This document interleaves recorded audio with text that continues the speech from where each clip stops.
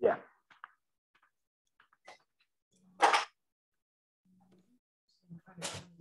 What I thought it would have been with the defensive clamp down in the second half. But you were still right there kind of going into the fourth quarter. It just felt like it's just couldn't get any kind of offensive traction going there. Yeah. I mean, I was happy. Obviously, we gave up 49 points once again, but we found the energy, and so did they, obviously. And it was a bit of a grindy second half there, and neither team could really find their offense. It was we didn't have much flow there. They put a lot of pressure on us. We could put pressure on them. We couldn't make any plays here.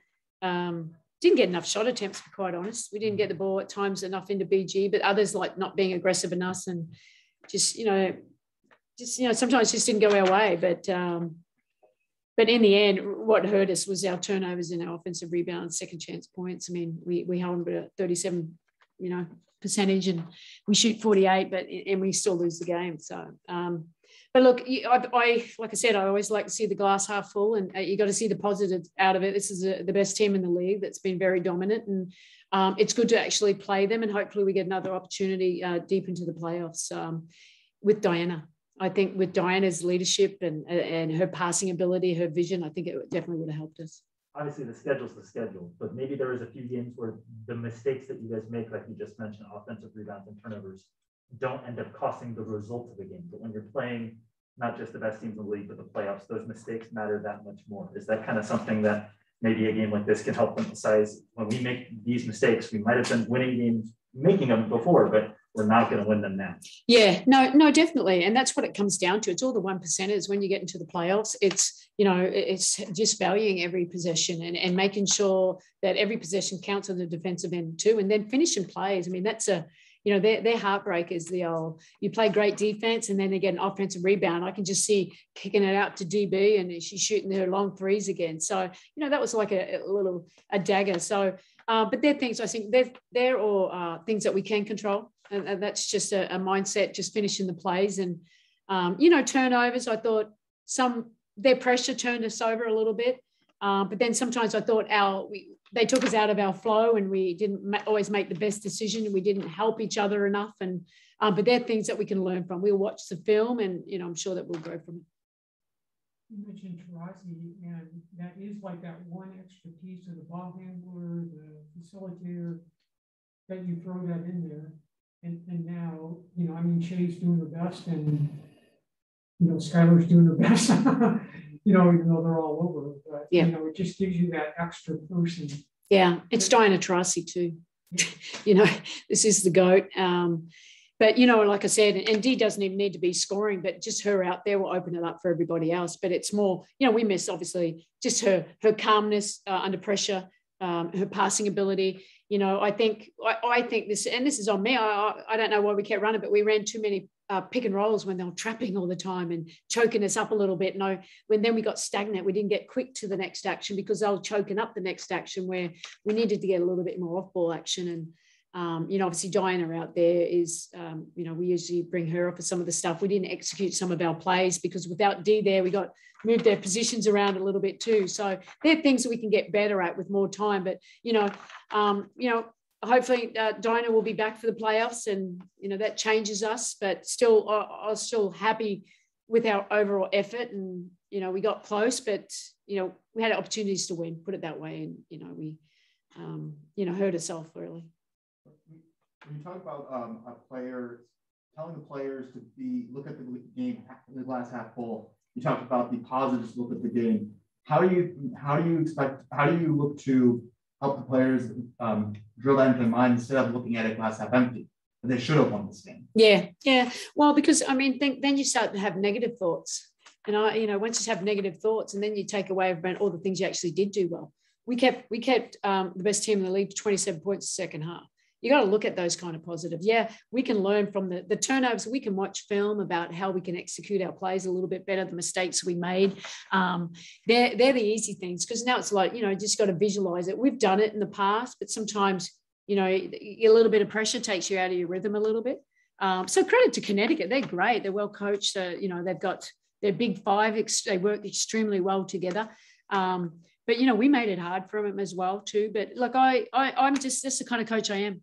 You know, I'm going to stay, like, I'm be disappointed, but no, hopefully we'll have another opportunities that, you know, if we can fix up those little things that, you know, taking care of the ball, limiting some, we're not going to take it, you know, we've had 16, they're 17, you know, get a little down to 12. In offensive rebounds, they only had, how many offensive rebounds here? They had 9, but they turned them into 17 seconds. See, and that's the thing. Because it was more we got to work on, because we all go under the basket and then we leave a 3-point shooter open. You know, they're things that it's just getting locked in a little bit here. So, I mean, that's just, I'm not a negative person by nature. So I like to see the positive in things and know, you know, that we made the mistakes and that things that we can fix with a little bit more focus and attention to detail.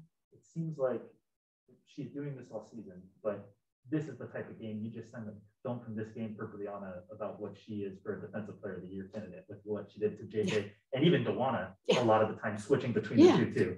What was her? She was a tornado over there. I mean, Breezy's amazing, isn't she?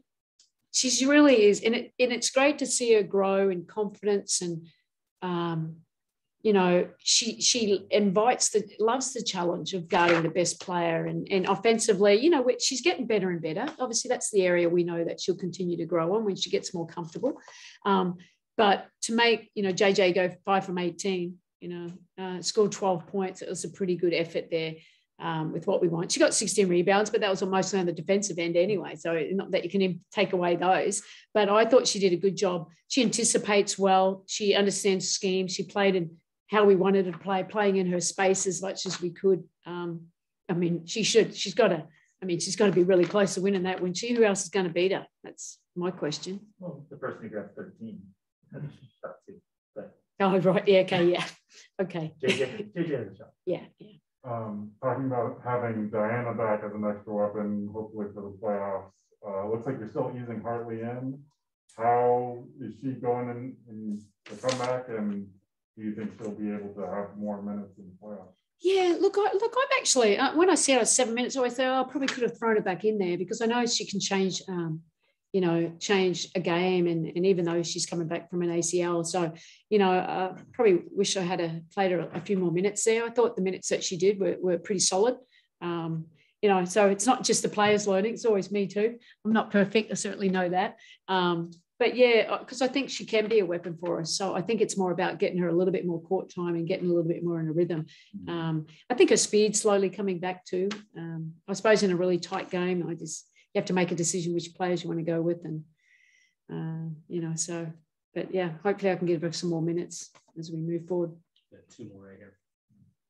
Yeah, I just wanted to check on that. So on Tarazi, are you saying that you don't think she'll play against Seattle and Vegas, or you just still don't know? I don't know, to be quite honest. She's making big improvements every day. You know, she's working really hard, but I just don't know. I haven't. All I know, they say, oh, she made progress today. Yeah, great. I'm just like going, okay, it'd be nice to get her back to Seattle, but I won't join it. You know, I want her to make sure she's feeling pretty good to get back out there, because you got to look at the bigger picture. You know, we still need to obviously win, but she, you know, it's her, so she knows her body better than anyone, and she works really hard with the medical staff. So we'll see. The good thing is we don't play till Friday, so it gives her a few extra days. So, you know, we'll see. But you wouldn't necessarily play her at the expense of being number 5. If you're number 5, you're number 5. It's just the way it goes. Yeah, I think so. I mean, we haven't made a big discussion. That's probably it. You'd probably save it for the playoffs, wouldn't you? And but let's see. You know, I don't know. I haven't still looked at the standings. So can we beat Seattle in there if we win the next 2? You win 2. You're Yep. guaranteed 4 or above. Okay. Yep. Okay. Lastly, I want to ask, in regards to this game, did it feel like a playoff game? Did it have that atmosphere? Yeah, I mean, I thought the crowd was fantastic. It was a great crowd here. And, you know, I suppose at the start of the game, I didn't feel like it was a playoff game because it was so easy kind of stuff. But I think in the second half, that had a feel of a playoff game. And that's what it is. It's just you're going to have to grind it out. 2 teams that really couldn't score. I mean, it wasn't pretty offensively. But it was just it's a battle of, you know, who's going to make the plays and the big plays when it really matters. And, you know, I mean, you know, they did. And like, that's why they're number 1. But, you know, it should give us confidence that we know that, you know, we're right there. That's it. And that's what I want the players to believe. It's like, we're right there. We didn't play our best game, but we know there are areas that we can get better at, and we are missing a very important player. Thanks, guys. That's how I felt asking all these defense questions, and that was the score at halftime. And that was